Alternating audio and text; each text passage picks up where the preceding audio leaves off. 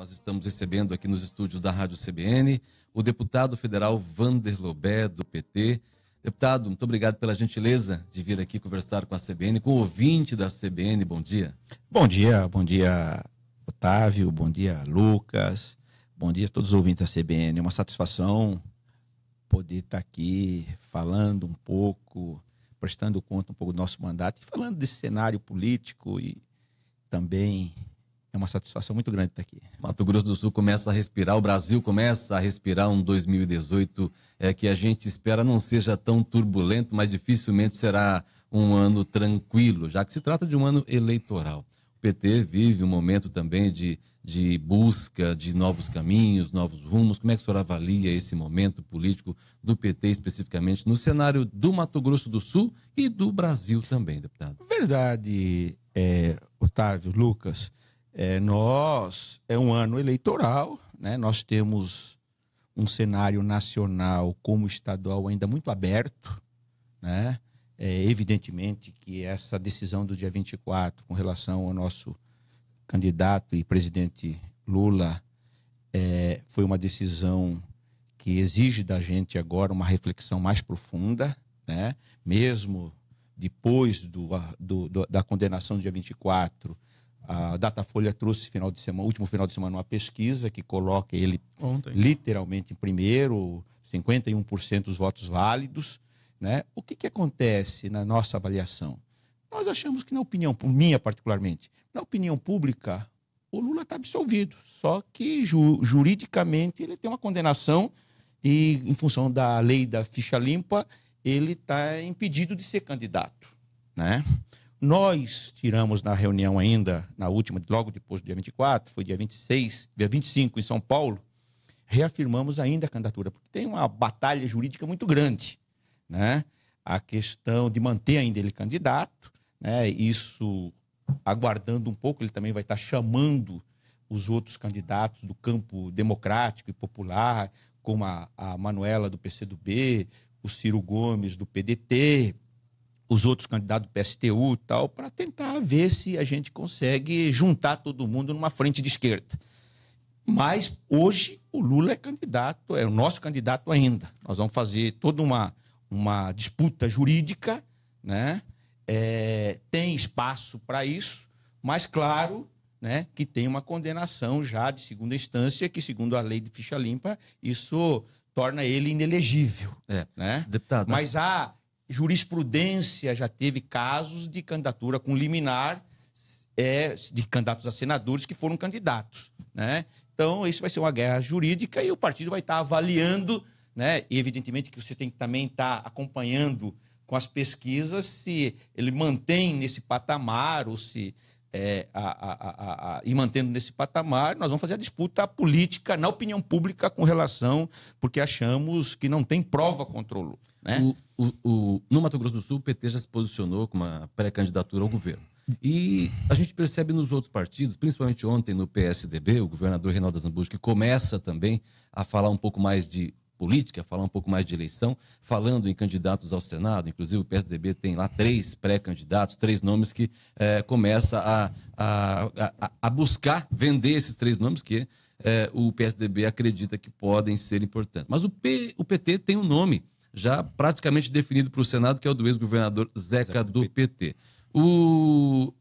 Hoje, no Mato Grosso do Sul, o PT trabalha com um grande projeto para o Senado. Como é que fica a situação do governo? O PT pode compor, vai lançar mesmo? Qual que é a ideia? Não, Otávio, o que a gente está percebendo, tanto a nível nacional como a nível de Estado, é uma eleição de 2 turnos. Está colocada a candidatura do Reinaldo, que é governador e naturalmente é candidato à reeleição. O senhor acredita? Eu acredito. Acho que o Reinaldo não tem outro caminho para ele. Até falaram que ele poderia ir para o Senado, até ver isso? Porque se ele for candidato a senador, ele tem que se afastar, renunciar ao mandato. Isso. E é ruim uma renúncia do mandato, ainda primeiro mandato, não é nem no segundo. Certo. Né? Então eu vejo o Reinaldo como candidato a governador, o André, que foi governador... Porque essas renúncias já aconteceram antes, né? O Pedro Luciano, o Wilson Barbosa Martins também já fizeram para ir lá para o Senado. O senhor não vê o Reinaldo fazendo isso hoje? Não vejo, até porque na época do Wilson e do Pedro não se tinha 2 turnos ainda. Era um só. Né? Era um turno só. Né? Ou seja, eu particularmente acho muito difícil, porque aí você tem que acomodar, a vice tem que querer assumir, Também senão é o presidente, é candidato a deputado federal, tem que o presidente da Assembleia, né? Muda tudo. Eu não acredito, acho que o Reinaldo é candidato a governador, né? Para ganhar ou para perder. Do outro lado, a candidatura do André, que está se articulando para ser candidato, e tem a candidatura do Odilon, né? Nós temos o Humberto, que foi candidato, sim, agora sábado, nós vamos lançá-lo, né? Foi prefeito nosso de Mundo Novo, né? É um candidato que não é tão conhecido, mas já foi 3 vezes prefeito de Mundo Novo, uma prefeitura que tem alguns programas, como orçamento participativo, né? Construiu algumas marcas, e a gente tem um entendimento de que, primeiro, né, em função do cenário nacional, com o PSDB, embora nós tenhamos uma excelente relação institucional com o Reinaldo, das nossas emendas e tal, mas politicamente não tem como nós estarmos numa mesma aliança, pela questão nacional, né? Segundo, com o PMDB nós temos uma disputa histórica com o PMDB. O eleitor não entende uma aliança do Zeca com o André aqui, né? E nós temos o juiz, Odilon, né, que é do PDT, que está até no nosso campo, né? Mas nós temos algumas dificuldades para fazer uma aliança com ele, né? Ou seja, nós preferimos, eu acho que partido é que nem time de futebol, você tem que estar jogando para você crescer, para você ganhar, né? Então nós preferimos, nesse momento, lançar a candidatura do Humberto Amaduce, nosso candidato, construir uma chapa de federal e estadual, né? E o Zeca, o nosso candidato a senador. Nós achamos que podemos recuperar essa vaga do Senado, que nós já tivemos por 16 anos que a gente tem um senador lá em Brasília, do PT. Acho que o quadro está muito aberto ainda, e evidentemente que nós vamos estar conversando, né? Política é a arte de conversar, na minha opinião, tem que estar dialogando, né? Eu estou muito otimista, acho que tem um cenário, nós recuperamos na opinião pública, o PT, em função de tudo aquilo que aconteceu, do impeachment, chegou no fundo do poço em 2014, as pessoas começam a perceber setores que sempre foram aliados nossos, servidores públicos, né? Agora com essas reformas, perdendo direito, né? Começa a recuperar, a ver no PT a expectativa de quem, quando governou, o senhor se refere ao Mato Grosso políticas para O eles. senhor se refere nessas reformas ao Mato Grosso do Sul também? Eu refiro principalmente a Mato Grosso do Sul, e principalmente a nível nacional, como a reforma trabalhista, a reforma da Previdência. A nossa posição é muito clara com relação a isso. Não que a gente seja contra, mas eu acho que não é o momento. Eu acho que a reforma da Previdência que o governo federal vai tentar votar, né, nós somos absolutamente contra, primeiro, porque entendemos que o governo não tem legitimidade. Segundo, eu acho que é a oportunidade dos candidatos falarem o que eles pensam, cada um, da reforma da Previdência, né? E aquele que ganhar, executar dentro do seu programa de governo. O cara não pode ganhar com um programa e executar outra coisa. Deputado, eu não queria deixar passar uma observação que você fez no começo da sua fala agora, que é em relação aos motivos pelos quais você não vê a possibilidade de algumas alianças aqui no Estado, né?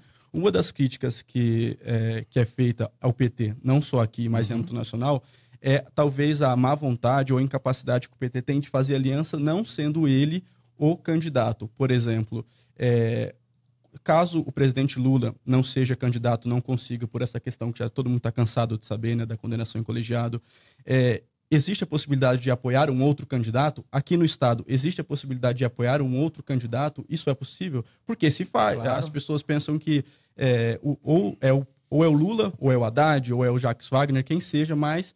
Por exemplo, o PT teria capacidade de compor uma chapa com o PDT ou com o próprio PCdoB? Não, absolutamente não. O Lula até tem defendido isso. Evidentemente que em função dessa situação da condenação, aí é uma questão tática. Eu acho que o PT tem que reafirmar o Lula.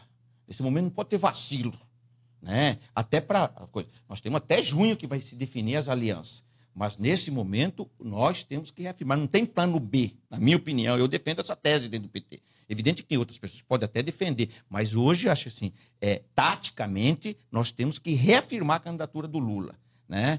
Nós temos que reafirmar e ele conversando com os outros candidatos. A nível aqui de Estado, nós somos a favor de aliança. Não tem problema.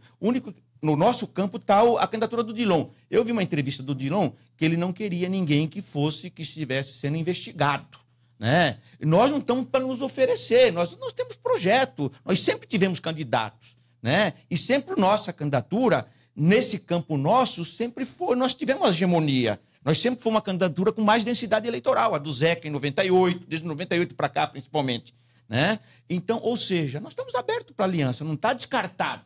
Agora, para você fazer aliança, o outro lado tem que te querer. Não adianta você ficar se oferecendo. Tem que haver desejo mútuo. Você tem que estar com força suficiente também para exigir, para você colocar algumas exigências. Que não é só a questão da candidatura, da aliança de governador. Como é que fica o palanque nacional? É outra coisa. Como é que fica a chapa de senador? Que são 2 vagas de senadores. Né? Como é que fica a chapa de estadual e federal? Vai ter aliança a partir de 2020? Não tem mais aliança na proporcional. E sobre isso, deputado, nós vamos falar daqui a pouquinho, logo depois do intervalo.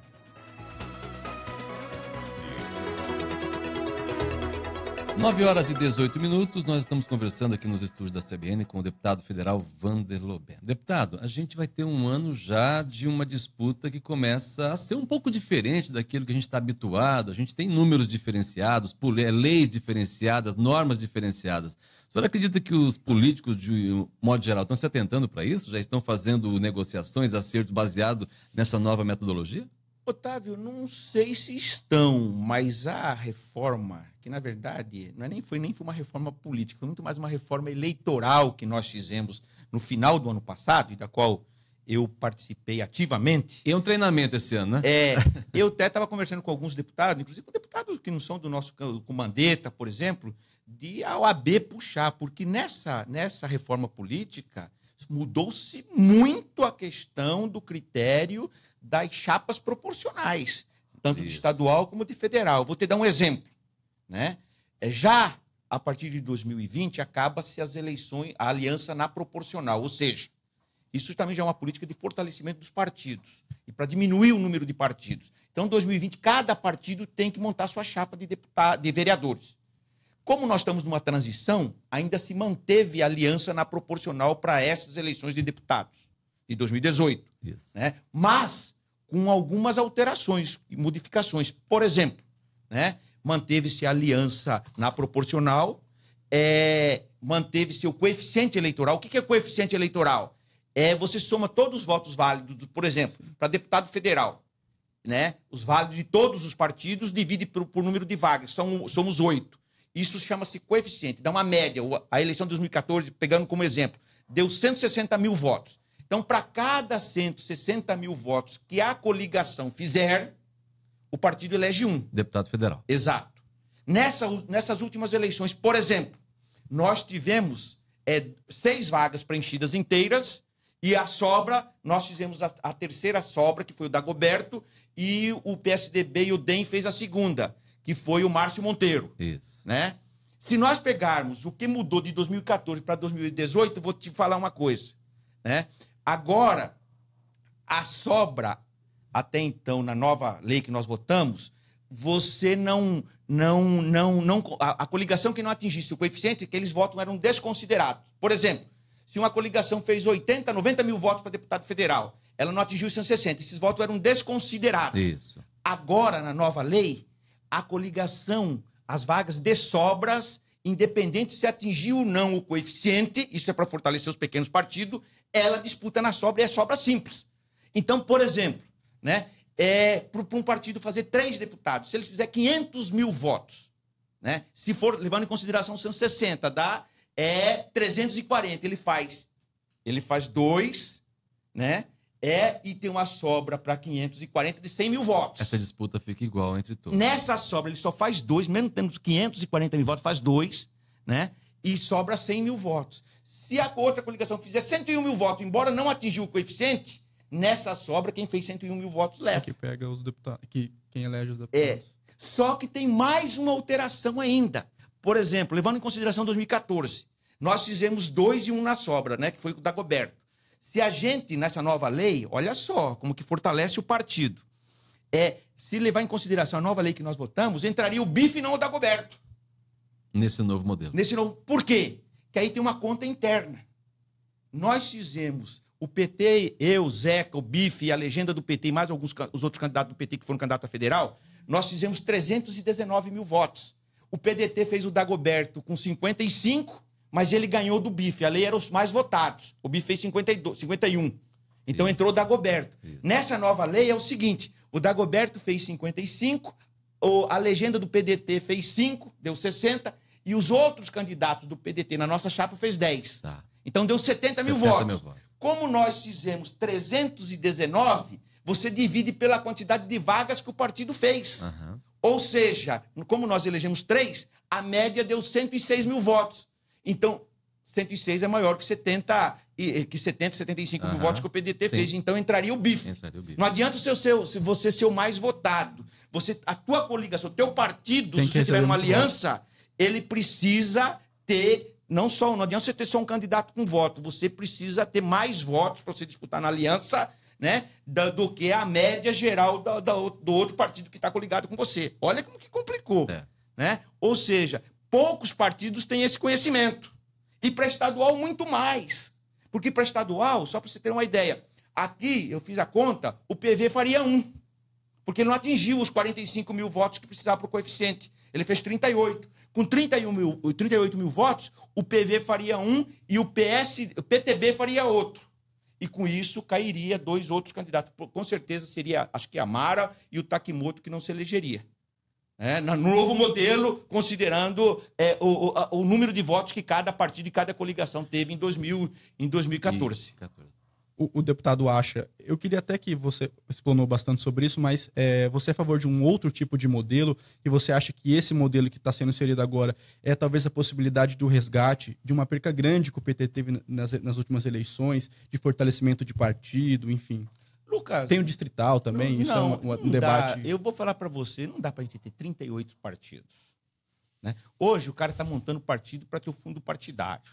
E acho que a melhor coisa de se selecionar é esse critério de coeficiente, de você acabar com as alianças na proporcional, que aí obriga o partido a se fortalecer, né? Essa questão de teto, né? Também você tem que ter tantos estados, no mínimo 3% dos votos, porque senão hoje está muito mais pessoas preocupadas, vale muito mais você ser dono de um partido do que você ter um mandato. Né, por causa do fundo partidário. Então nós temos que diminuir. Não tem democracia que se consolida com 38 partidos, não tem governo que consegue governar, construir uma governabilidade séria, né, com essa quantidade de partidos. E obriga os partidos a negociarem, a cederem para vários. Eu acho que você ter 8, 10 partidos é legítimo. Você tem mais à esquerda, mais de centro, mais de centro-direita, mais à direita. Isso é importante para a democracia. Agora, isso também, Lucas, é um processo. A nossa democracia está engatinhando e, na minha opinião, não tem outro regime melhor que a democracia. A alternância no poder. Nós já vimos no mundo experiência de ditadura de direita, de esquerda. Na minha opinião, nenhuma deram certo. Né? Então, nós temos que fortalecer a nossa democracia, consolidar ela. Né? E eu acho que nós estamos no caminho. E outra coisa, apesar da crise, apesar da criminalização na política, Otávio, não temos outra saída. A saída é pela política. Gostando, não. Nós vamos ter que saber escolher, saber selecionar. Esse ano, o senhor acha que o eleitor está mais exigente, está mais desconfiado? Vai ser mais difícil fazer eleição esse ano, deputado? Ou como é que o senhor avalia? Eu acho... A linguagem mudou um pouco? Otávio, que o eleitor está mais exigente. Né? Com as mídias sociais, isso estabeleceu uma relação direta. Nós fizemos uma transição da democracia representativa. Até 82, você votava no deputado federal para o cara te representar lá em Brasília. Uhum. Era uma coisa tão distante. Hoje não. Hoje a democracia é participativa. As pessoas querem votar em você, acompanhar os seus votos lá, naquilo que você vota, acompanhar a sua atuação e querem a sua presença no município. Né? Então, está muito mais exigente. Mais. Isso é positivo. Né? Isso é positivo. Né? E eu acho que quem não tiver trabalho, quem não tiver folha de serviço prestado, né? Você viu essa pesquisa quando eu estava comentando aqui no intervalo, né? Que o novo já chegou num teto, as pessoas querem o novo, mas né? Não adianta você trocar só o novo. Nós tivemos experiências em câmaras aí no estado todo, né? Que se teve uma mudança muito grande, mas não adianta só trocar pelo novo. Eu acho que é saber olhar e diferenciar e aqueles que têm atuação, também, né? aqueles que têm o perfil daquilo que você pensa, daquilo que você acredita. Eu acredito muito nisso, eu acredito muito nesse trabalho. Eu estou no meu 4º mandato. Eu falo o seguinte, você se eleger a primeira vez, as pessoas te dão até uma oportunidade, uma chance. Mas você se reeleger a 2ª, a 3ª, a 4ª, você precisa ter uma folha de serviço prestado. Né? Você precisa construir time, você precisa construir rede. Né? E eu... graças a Deus, no meu 4º mandato, tenho no estado todo uma atuação muito grande, né, no Estado, levando em consideração que o meu mandato está muito voltado para isso. Nosso Estado é um Estado novo, considerado na federação, um Estado que precisa ainda de muita infraestrutura, de pessoas experientes lá em Brasília, que conseguem canalizar os investimentos e recursos para os equipamentos que precisam dos nossos municípios. Né? Nós temos municípios que precisam muito desses recursos, e aí a gente utiliza o poder político que nós temos também para absorver. Né? Além, evidentemente, que é nosso papel como parlamentar, deputado federal, de legislar, né? É você também ter a capacidade de estar usando da tua força política para você trazer também os investimentos e aquilo que os municípios precisam. Por que o deputado, por que o deputado acha que depois do Zeca do PT no governo do estado, o PT não conseguiu eleger nenhum prefeito e nenhum governador aqui em Mato Grosso do Sul? Eu acho importante essa tua pergunta. Deixa eu te falar. Nós vivemos 2016, é o pior momento nosso, né? Pelos erros que nós cometemos, mas muito mais por um movimento da disputa política e de criminalizar o PT, achando que o PT era o único partido que foi corrupto, o único partido que construiu. E nós estamos mostrando agora de que o modelo que se tinha era sistêmico. O financiamento, o que tentaram imputar ao PT, que a contribuição que se tinha para a campanha, de acordo com a lei, de empresas, né, que contribuíam, para uns eram propinas, para outros eram contribuição oficial de campanha. E foi agora, está sendo mostrado, depois de 2014 para cá, sendo mostrado que era um modelo que todo mundo utilizava e era sistêmico. E, na minha opinião, o mundo todo, o financiamento de campanha privado, quem sempre financiou a campanha nos Estados Unidos, na Europa, foi empresários e pessoas que são fornecedores do Estado, seja do governo federal, do governo do Estado ou do município. Agora, a fiscalização, o critério, né? E aí se tem um debate da questão do Caixa 2. Caixa 2 não é crime até hoje. Né? O Caixa 2 não é crime. Né? Então, precisa para criminal. Então, eu acho assim, vai ter que ter um debate, vai ter que aprofundar. Agora, diferenciar uma coisa, na minha opinião. Eu fui candidato, vou ter um exemplo, fui candidato 6 vezes em 12 anos. Eu fui candidato 4 que eu ganhei como deputado e no intervalo de 2004 e 2012 eu fui candidato a prefeito. Evidente que eu corri atrás para viabilizar recursos para a campanha. Você botar um programa de rádio e TV no ar, não é fácil, custa caro. Um marqueteiro custava caro e o financiamento era privado. Agora, se achar dinheiro, e eu faço a coisa, na minha conta, se achar dinheiro no exterior, aí é diferente. Ou no meu patrimônio aumentou, é outra história. E é essa diferença que eu acho que vai ter que ser colocado, né? E ter um critério para isso. Deputado, nós vamos agora para o repórter CBN Nacional e já voltamos. 9h39 agora em Campo Grande. Nós estamos aqui conversando com o deputado federal Vander Lobé. Deputado, a gente já falou aqui sobre vários assuntos, falaríamos amanhã toda com o senhor com certeza, mas este é um ano em que nós já estamos respirando e vamos continuar aí falando de eleição. O senhor vem para uma busca de um quinto mandato? Sou pré-candidato, né, e naturalmente candidato à reeleição. Né? Acho que a gente tem uma folha de serviço prestado. Eu falo rapidinho, só te contar essa aí. Até ontem viajei com ele, nós temos Dourados, eu e o deputado Zeca. Né? E, além de tudo, eu e o deputado Zeca, nós construímos juntos esse processo todo. E acabamos disputando a mesma eleição. Graças a Deus que nós tínhamos musculatura suficiente. Acabou me reeleger e ele foi o mais votado. Isso vai ter um facilitador. Ele é pré-candidato a senador. Né? Nós juntamos nossas emendas, então nós viajamos no estado todo, né? E temos uma parceria muito grande. Então, acho que isso facilita, acho que tem uma folha de serviço prestado, né? E vamos disputar esse espaço.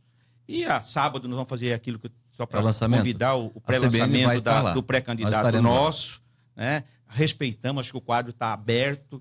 Essas eleições no estado é uma eleição aberta de várias candidaturas, é eleição de 2 turnos, né? Não acredito que unifique todo mundo numa candidatura só. E acho que é importante o debate, principalmente nesse momento de crise, as pessoas se apresentarem. Eu estava falando, a candidatura do Bolsonaro ela é legítima. Acho que pela primeira vez na história, quem conhece a história do Brasil, a direita saiu do armário, tem um candidato. Isso é importante.